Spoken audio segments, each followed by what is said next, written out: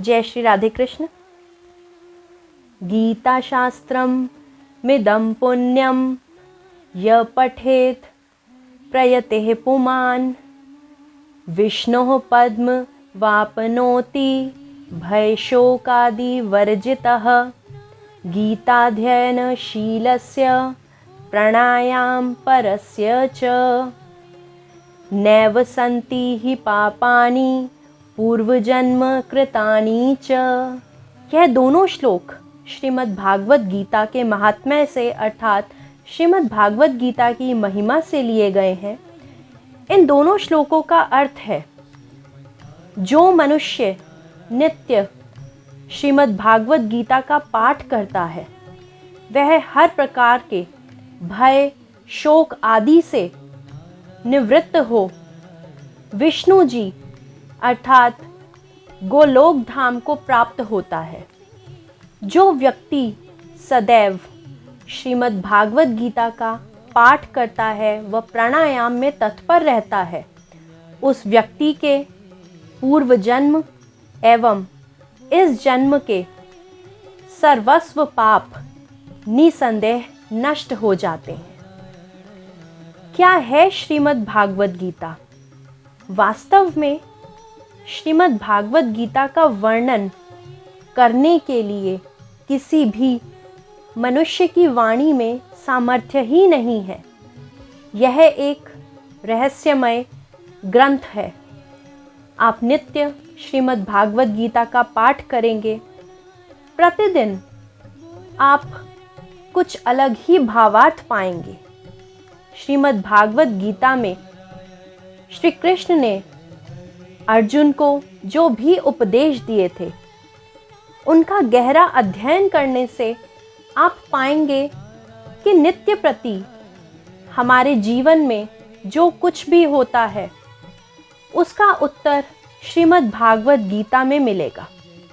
इसकी संस्कृत भाषा अभ्यास करने पर समझना अत्यधिक सरल है, परंतु भागवत गीता में दिए गए श्लोकों का आशय करना इतना गंभीर है कि निरंतर अभ्यास करने पर भी अंत तक आप इसका अध्ययन ही करना चाहेंगे, क्योंकि नित्य प्रति इसका गहन अध्ययन करने पर आप पाएंगे हर श्लोक कुछ नया ही भावार्थ कहता है। श्री वेद व्यास जी ने श्रीमद् भागवत गीता का वर्णन करने के उपरांत कहा है, गीता सुगीता कर्तव्या किमन्या शास्त्र विस्तरः या स्वयं पद्मनाभस्य मुख पद्मा द्विनिसृता। अर्थात गीता सुगीता है। श्री गीता जी को भली प्रकार पढ़कर उसका भावार्थ सहित धारण कर लेना यही मनुष्य का मुख्य कर्तव्य है। परंतु आज के युग में हम लोग इस कर्तव्य से दूर होते जा रहे हैं। हम लोग गृहस्थी में इतने व्यस्त हो गए हैं कि श्रीमद् भागवत गीता के एक श्लोक का भी गहन अध्ययन नहीं करते। इस गीता शास्त्र पर मनुष्य मात्र का अधिकार है, चाहे वह किसी भी जाति से हो, किसी भी वर्ग से हो। प्रति मनुष्य को गीता पाठ अवश्य करना चाहिए। यह हर व्यक्ति में सकारात्मक ऊर्जा उत्पन्न करता है। श्रीमद् भागवत गीता का मर्म बिना जाने ही बहुत से लोग श्रीमद् भागवत गीता से विमुख होते जा रहे हैं। केवल नाम मात्र सुनने से ही उन्हें लगता है कि जो भी गीता पाठ करेगा वह सन्यासी हो जाएगा, परंतु ऐसा कदाचित नहीं है। आप लोग स्वयं ही देखिए, यह गीता उपदेश श्री कृष्ण ने अर्जुन को दिया था। क्या अर्जुन गृहस्थी छोड़ सन्यासी हुए? साक्षात उदाहरण आपके सामने है।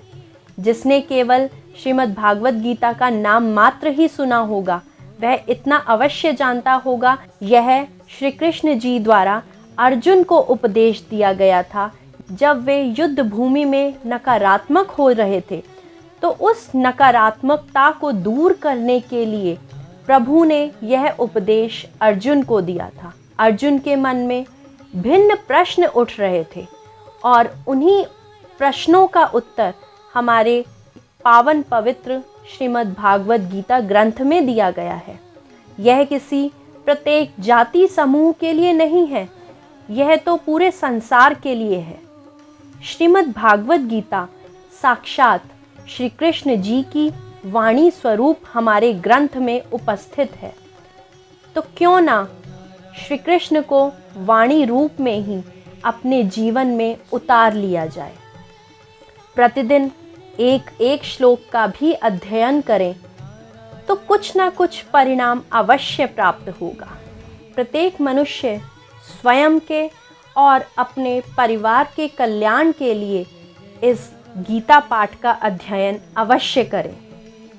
श्रीमद् भागवत गीता में भगवान की प्राप्ति के लिए 2 योग बताए गए हैं, वह हैं सांख्य योग एवं कर्म योग।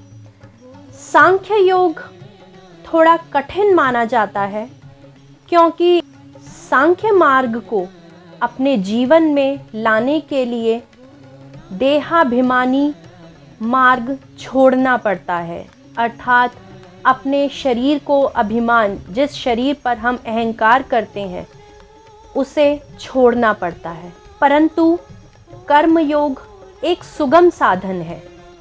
इसमें प्रभु ने कहा है कि हे अर्जुन, तू कर्म करता हुआ नित्य निरंतर मेरा चिंतन कर, अपने कर्मों को सर्वप्रथम कर, परंतु साथ साथ निरंतर मेरा चिंतन भी करता रहे। इसलिए हम लोगों के लिए कर्म योग अति सरल है। तो अगर हम लोग सांख्य योग नहीं अपना सकते, कर्म योग तो कर ही सकते हैं। कर्म किए जाएं एवं प्रभु को स्मरण किए जाएं। शांताकारं भुजगशयनं पद्मनाभं सुरेशं विश्वाधारं गगनसदृशं मेघवर्णं शुभांगं लक्ष्मीकान्तं कमलनयनं योगिभिर्ध्यानगम्यं वंदे विष्णु भवभयहरं सर्वलोकैकनाथम। अर्थात जिनकी आकृति अतिशय शांत है, जो शेष शैया पर शयन करते हैं, जिनकी नाभि में कमल है और जो देवताओं के भी ईश्वर हैं एवं संपूर्ण जगत के आधार हैं, आकाश में सर्वत्र हैं, नीले मेघ जैसा जिनका वर्ण है, जिनका स्वरूप अत्यधिक सुंदर है, जो संपूर्ण लोकों के स्वामी हैं, ऐसे लक्ष्मीपति कमल नेत्र वाले श्री विष्णु जी को हम नतमस्तक होकर नमस्कार करते हैं व प्रार्थना करते हैं। जय श्री राधे कृष्ण।